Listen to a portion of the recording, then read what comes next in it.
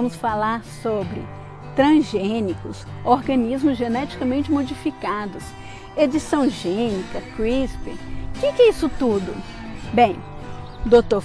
Fernando Henning, da Embrapa Soja, vai falar com vocês sobre isso. Bora lá!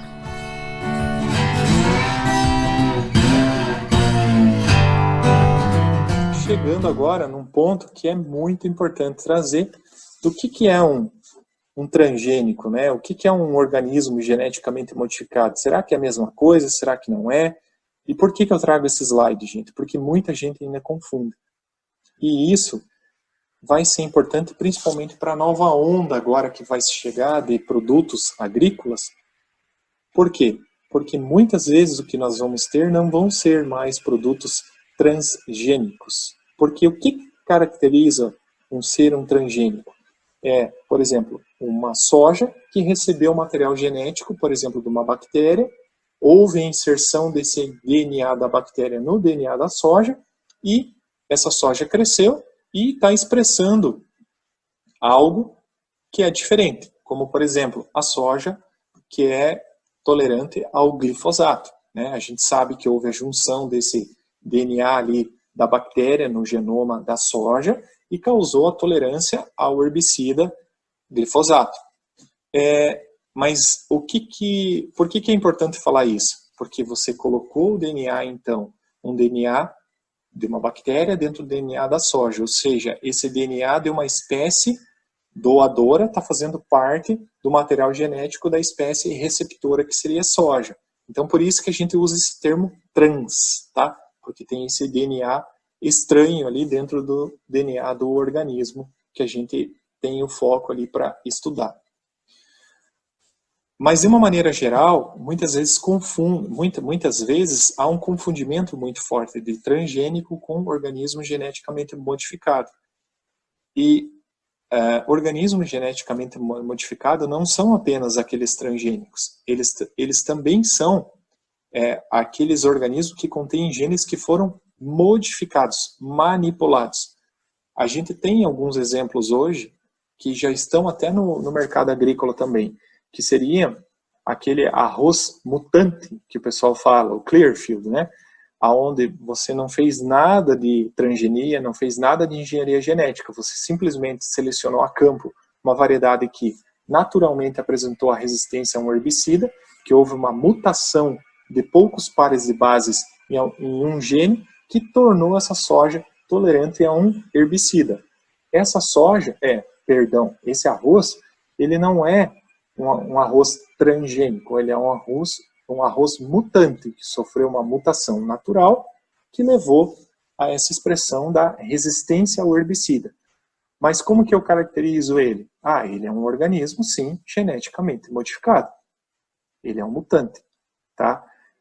O termo geneticamente modificado, ele abrange tudo isso que nós falamos, tanto os transgênicos quanto os mutantes, ou aquilo que eu estou manipulando, tá? Vocês já vão entender por que é importante a gente falar nos próximos slides. Então, só lembrando, todo transgênico é um OGM, mas nem todo OGM é um transgênico, tá? E como é que era a grande sacada da transgenia, né? Qual foi o grande alavancador dessa tecnologia? É que, comparando com o que eu tenho no slide abaixo ali, por exemplo, eu tenho uma característica que está numa planta doadora, né? E eu tenho uma variedade comercial. Quando eu fazia a hibridação, o cruzamento de uma com a outra, eu trazia diversas outras características junto para a nova variedade que não era o meu alvo, né? Então eu tinha que gastar muito tempo fazendo essa purificação, removendo essas outras características que vieram transferidas. Com a transgenia, eu consegui ferramentas que eu conseguia manipular isso e tornar isso de uma maneira mais certeira, mais preciso, mais exato, né?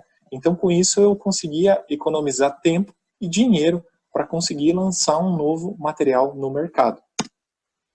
Atualmente, né, aqui na Embrapa, nós utilizamos principalmente essa técnica aqui para obter transgênicos, que é a transformação com agrobacterium, tá? Tem até essa circular nossa aqui, da Embrapa Soja, disponível para download, para entender o que é isso, o que envolve. No passado, utilizamos também uma técnica chamada de biobalística, mas é uma técnica que, comparativamente à Agrobacterium, ela é menos precisa, menos exata, ela me traz mais problemas depois para purificar esse, digamos, o DNA da planta que sofreu essa transformação, tá?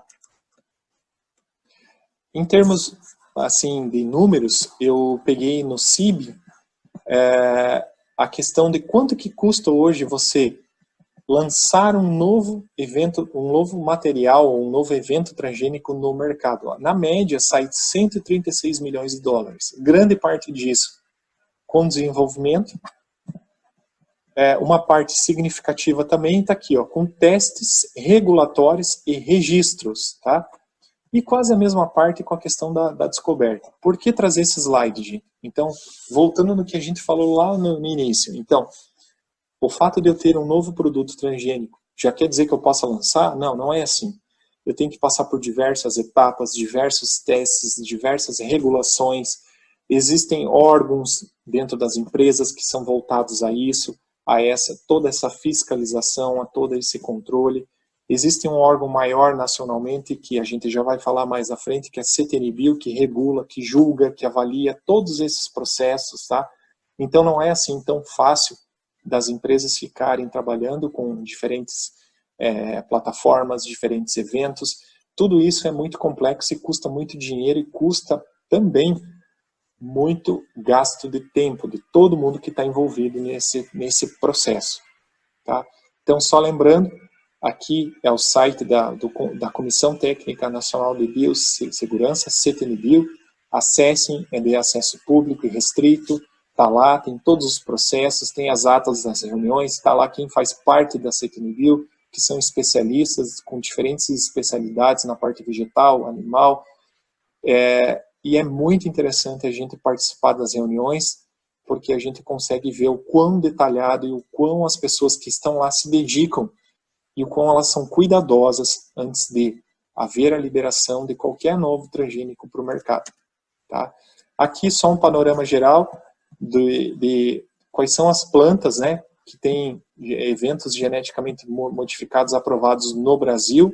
Então, até a data que eu peguei, tinha 33 liberações para milho, 12 no algodão, 9 para soja, 1 para o feijão e 1 para o eucalipto.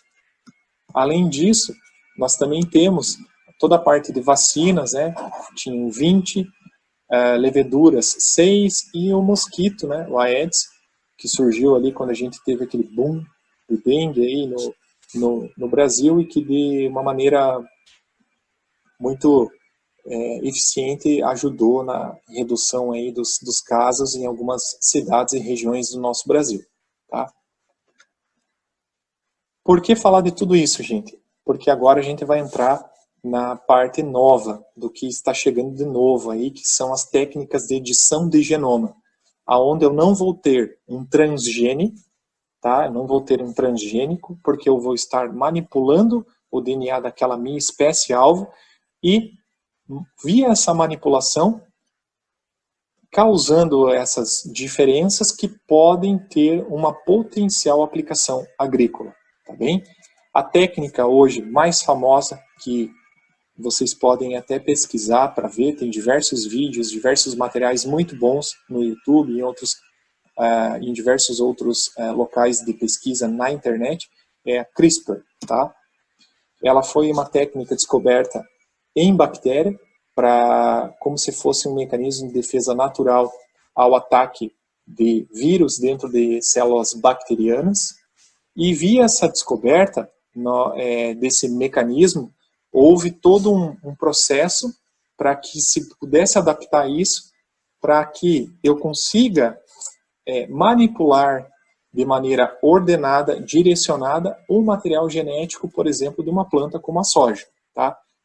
Envolve o uso de diversas enzimas, diversos mecanismos diferentes dentro de uma expressão gênica, de uma maquinária celular, que é bastante detalhada, a gente não conseguiria falar aqui, mas o grande resumo é, gente, já está sendo utilizado, já está sendo amplamente difundido dentro das empresas, é um mecanismo que ele pode ser, digamos assim, comparativamente a um editor de texto. Eu posso pegar o meu genezinho, o meu DNA-alvo, e multiplicar ele milhares de vezes, tá? Eu posso superexpressar um determinado gene dentro de um organismo, ou eu posso também silenciar, ou seja, eu não deixo mais ele ser expresso dentro daquele organismo, tá? A grosso modo seria isso, seria aproximadamente, eu copio e colo aquilo milhares de vezes, aquele meu pedacinho de DNA, ou eu vou lá e recorto, retiro ele e ele não é mais expresso, tá? É uma técnica que vem avançando muito, tem algumas empresas que estão mais à frente, né? Mas que, ao meu modo de ver, vai popularizar muito e possibilitar acesso pelo fato da gente não produzir um transgênico, ou seja, não precisar ter tanto gasto com regulação, com testes, porque eu vou estar manipulando de forma ordenada e direta o meu organismo, que outras empresas vão também conseguir trabalhar com isso. Não vai ficar na mão de poucas empresas ou de poucos players, tá? Atualmente no mercado a gente já tem um milho com aumento de amilopectina da DuPont, foi lançado lá nos Estados Unidos, tá? Quando saiu essa notícia, né, na Nature, eu achei muito interessante, ó, vejam, do ano de 2016, que a grande sacada do CRISPR era você conseguir ser mais objetivo, direcionar, mas principalmente não gastar tanto tempo e tanto dinheiro, né, que às vezes impossibilita que muita gente se utilize de técnicas assim, avançadas, para melhorar uma determinada característica de um vegetal, né? Então, com isso a gente teria essa popularização desse tipo de ferramenta, tá? Outra grande aplicação também da DuPont, eles já lançaram um milho que é mais não transgênico, né? É um milho editado geneticamente com maior tolerância à seca, perdão. Aqui mostrando também o uso, por exemplo, em cogumelos, aonde eu aumento a vida útil de prateleira, porque eu não deixo ele envelhecer logo após o processo de colheita, então ele não cria aquela oxidação, vamos se chamar assim, ele tem uma vida útil maior de prateleira, já foi provado que CRISPR funciona para isso. Na área animal também, o pessoal já vem utilizando, então eles estão produzindo esses animais com maior deposição de carcaça, tá? Via manipulação da informação genética. Mas quando saiu essa notícia com os animais, né, o mundo, né, a ciência ficou, opa, poxa, mas está chegando na área animal, né, logo para chegar na área humana vai ser rápido. Enfim, sim, a técnica CRISPR ela é muito potencial, ela pode ter diferentes tipos de aplicação, inclusive na parte animal e humana também. Então tá aqui, ó, eu trouxe essa notícia da revista Nature, né? Essa notícia da revista Nature, aonde mostra que esse pesquisador falou que ele mostrou que tem potencial de uso do CRISPR para, digamos, fazer com que embriões humanos não tivessem mais doenças transmitidas hereditariamente, tá? Então ele conseguia arrumar esse código genético que continha alguns erros que poderiam ser potenciais causadores de doenças genéticas aí, tá? Então, é uma técnica que tem um potencial tremendo, tá? Ela, aqui no Brasil, ela está sendo julgada caso a caso, mas lembrando, no Brasil a gente utiliza isso para vegetal. Não está liberado ainda o uso para pesquisa em embriões humanos. Por isso que eu trouxe lá naqueles primeiros slides, dizendo, existem técnicas com potencial tremendo, mas que não estão liberadas porque passa por toda uma ordenação, toda uma liberação e uma regulação. Tá? Aqui só mostrando que a empresa Corteva ela fez um convênio com a Embrapa, né? Eles estão investindo fortemente numa parceria para uso de CRISPR na questão de estudos com cana, alguma coisa também na questão de de seca, tá? Bom, e agora, como a gente vem falando muito do DNA, né, já explicamos como é que ele interage com o RNA, falamos da questão da transgenia, da edição gênica, como que nós podemos fazer para manipulá-lo, então, né? Então, lembrando, ele está presente em todas as células da planta, né? É a mesma informação, independente da parte vegetal. E, atualmente, nós utilizamos muito, principalmente, potencial uso na parte de controle de qualidade, com duas técnicas, que seria a técnica do PCR e eletroforese, tá? Então, o que seria a PCR? É uma técnica chamada reação da enzima polimerase em cadeia, tá? Está representada aqui dentro desse tubo como DNA polimerase, e junto com diversos outros reagentes, o que basicamente a gente consegue fazer? A gente consegue manipular no laboratório e expressar milhares de vezes um DNA-alvo, tá? Ou seja, eu posso ter uma região específica dentro de um DNA total de uma planta, de um genoma de uma planta, que eu queira estudar para ver se ela está presente ou não. Então, através de técnicas de engenharia genética, juntamente com essa técnica de PCR, a gente consegue basicamente fazer o quê? Multiplicar milhares de vezes o meu DNA-alvo. Como que isso é feito então, gente? Ele é feito em laboratório, via ciclos de aumentar e abaixar a temperatura, aonde daí esse gradiente de temperatura possibilita que as enzimas e os reagentes, eles amplifiquem milhares de vezes aquele meu DNA-alvo, tá? Então, se hoje a gente sair daqui sabendo que PCR serve para isso, para amplificar milhares de vezes um DNA-alvo, tá ótimo já, tá? E para que serve a eletroforese? Então, eu tenho dentro do meu tubo aquelas milhares de cópias de um DNA-alvo, o que eu quero fazer? Eu quero visualizar, ver se aquilo está ali ou não. Então, eu tenho que submeter isso a uma técnica chamada eletroforese, que nada mais é do que você aplicar esse DNA dentro de um gel, como se fosse uma gelatina, tá? E o resultado está aqui. A gente consegue ver diversas dessas bandinhas, que seriam posições do DNA, tá? Um exemplo prático aqui à direita. Aqui, nos poços que a gente chama, tá? Nos locais de 1 a 4, eu tenho um DNA-alvo que identificava a linhagem macho da produção de um determinado híbrido. Aqui, do 13 ao 16, eu tinha o DNA-alvo que identificava a linhagem fêmea para a produção desse híbrido. E, claro, de 5 a 12, eu tenho DNA extraído de diversas amostras de sementes para se validar se eram ou não sementes daquele mesmo híbrido, tá? Isso foi um caso que foi levado para a justiça, onde se via que havia pirataria em cima de sementes de milho híbrido, tá? Porque as pessoas souberam qual era a linhagem macho e fêmea e estavam usando essas mesmas para multiplicação sem autorização. E aí, esse caso, como a gente está usando um marcador de DNA, ele teve todo um amparo legal, tá? Então, o que a gente fez? A gente manipulou o DNA, tinha lá condições de provar que aquele DNA era daquele híbrido, daquela linhagem, e levou isso em termos, e pôde utilizar isso em termos de práticos e aspectos legais.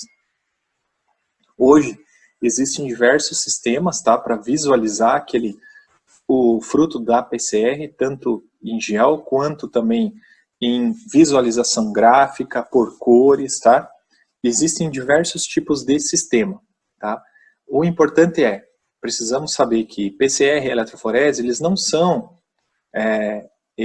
assim, digamos, a ciência em si da biotecnologia, eles são técnicas, tal qual a gente tem um teste de germinação, né, onde eu tenho o substrato, onde eu posso abrir para fazer a leitura, é a mesma coisa eu vou ter da PCR.